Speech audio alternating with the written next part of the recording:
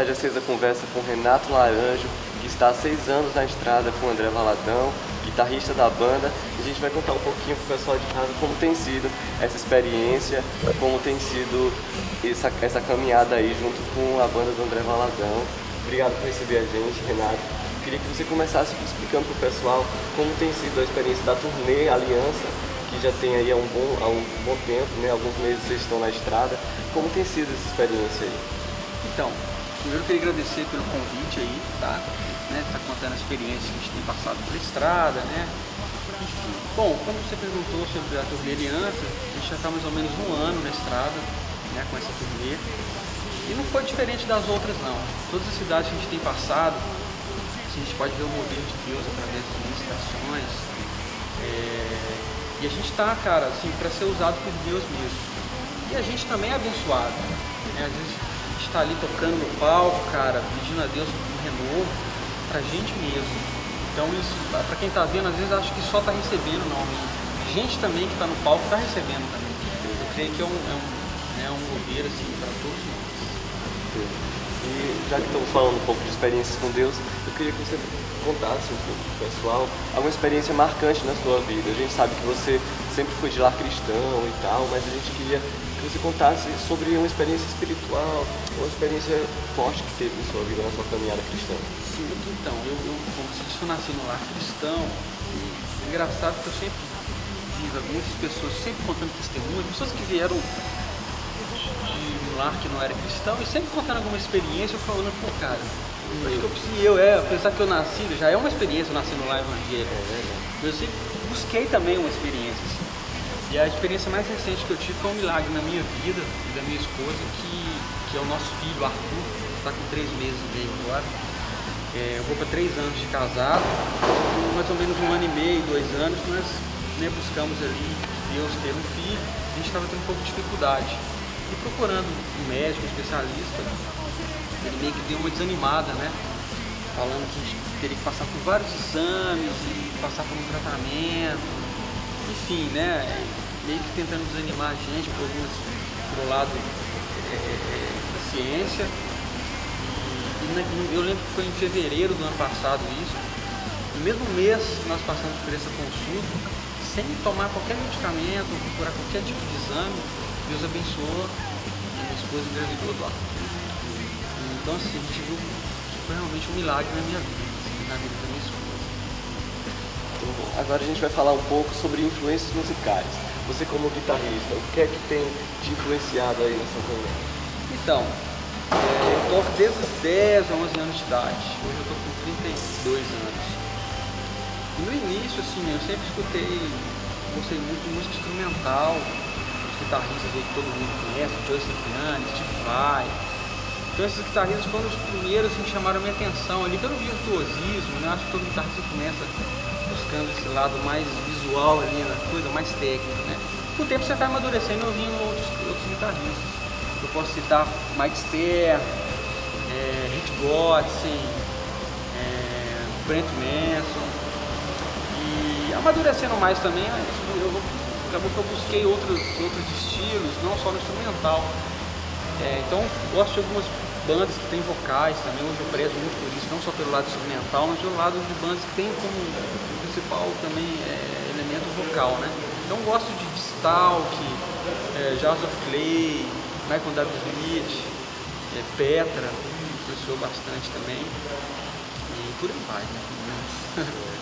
Eu acho que é uma curiosidade minha, e acho que de muita gente que está assistindo o vídeo, é saber o que é que vocês, que passam tanto tempo aí na estrada e que tem a música como dia a dia, o que é que vocês têm escutado assim, na sua rotina diária? Então, eu escuto muita coisa, cara. Hoje eu também sou produtor musical também, arranjador e tal. Então, cara, todo dia eu tô escutando uma coisa diferente, assim, e de estilos também, né? No início, quando eu comecei a tocar, eu gostava muito de rock pesado, heavy metal. Com o tempo a coisa foi mudando. Hoje eu gosto de jazz, de música brasileira. Então, cara, é difícil até falar um nome, assim, mas todo dia eu tô escutando algo diferente, né? Por aí vai. E a gente tem percebido, assim, principalmente no meio cristão, um crescimento muito grande e uma diversidade de ritmos tem se formado, novos nomes têm surgido. Eu queria saber qual a sua visão de tudo isso que está acontecendo hoje. Tá. Cara, eu acho que o diabo, ele nunca teve e nem vai ter poder para criar nada. Eu acho que todos os estilos, a música ela vem de Deus. Existe até uma questão que gera muita polêmica, é o seguinte, o músico, apesar que você não perguntou sobre isso, mas, o músico cristão pode ouvir música secular, cada um tem uma opinião. Né? Eu escuto música evangélica, música secular, e quando eu ouço algum artista secular, eu tento pegar dele, cara, o dom que Deus deu para ele. Acho que Deus deu o dom para todo mundo, independente se você é cristão ou não. Ele deu para você usar para adorar ele. Agora, o que você vai fazer com isso é outra história. Mas se Deus te deu um talento, ele não vai te tomar. Então, acho que quando eu escuto qualquer música, mesmo que seja evangélico ou não, para eu que sou músico, eu tento pegar dele, absorver dele informações musicais, ou seja, entender um pouco do talento que Deus deu para ele, independente da crença dele. Então eu vejo por aí. Então acho que qualquer estilo, cara, acho que tá aí pra você adorar a Deus, não interessa se é rock, se é jazz, se é música brasileira, se é rock. Então vamos aprofundar um pouco mais nessa questão polêmica do mundo cristão e da música.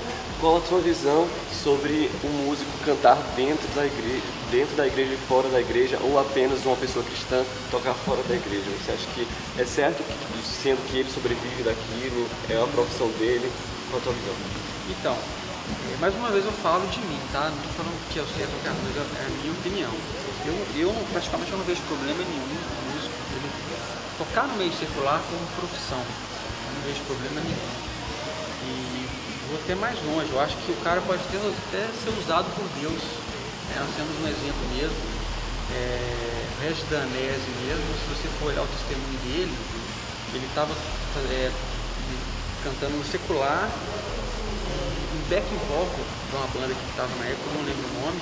Esse backing vocal é evangélico. E quando ele recebeu o convite para entrar na banda que o Regis tocava na época, cantava, ele meio que tomou aquele choque, né? Pô, cara, será que eu vou ou não? Porque eu sou evangélico, canto na igreja. E ele tomou uma orientação com o pastor dele. O pastor dele não vai, cara, você tem que dar fruto lá.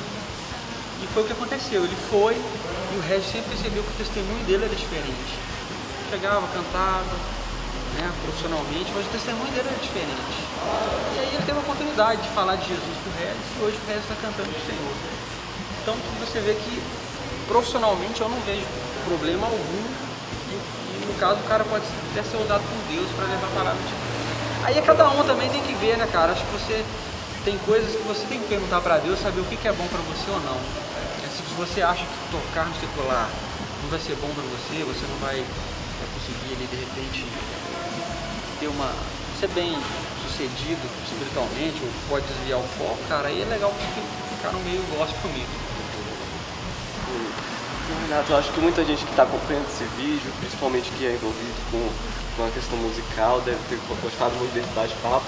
Queria que você encerrasse deixando uma mensagem para quem acessa o portal Cidade Acesa, os leitores da nossa revista aí. Tá, eu queria deixar um versículo que está em 1 João 2,9, que diz que aquele que diz que está na luz e odeia o seu irmão, ainda está em trevas. Por que eu estou falando desse versículo?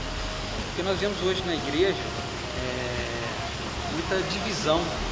Eu acho que a palavra diz que no final dos tempos, o amor de quase todos se esfriaria. E esse amor não é nem só por amor a Deus, é por amor ao próximo mesmo. Então acho que na igreja está faltando muito, acho que nós, como cristãos, devemos repensar nisso. Será que nós estamos amando realmente nosso irmão como deveria? Eu acho que é isso que é o foco assim, do Evangelho. Amar o próximo assim.